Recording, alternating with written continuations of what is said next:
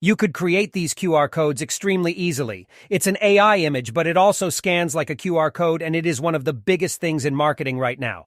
This is amazing. Rowan Chung had one of the best tutorials on it, so I'm just going to go through his Twitter thread right here.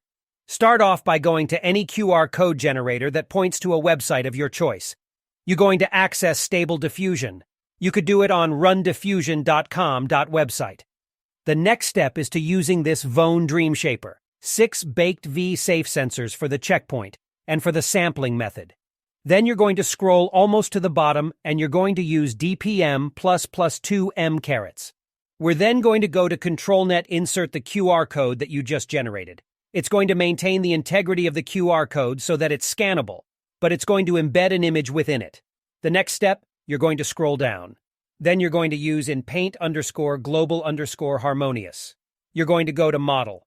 You're going to use this model right here. You're going to change the control weight to 0.35.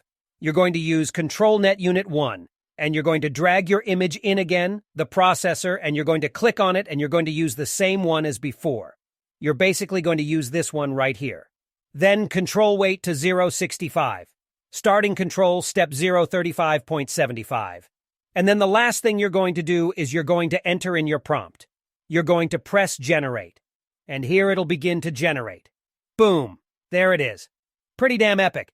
You want to keep learning skill like this, so subscribe my channel. Thanks for watching this video. See you soon.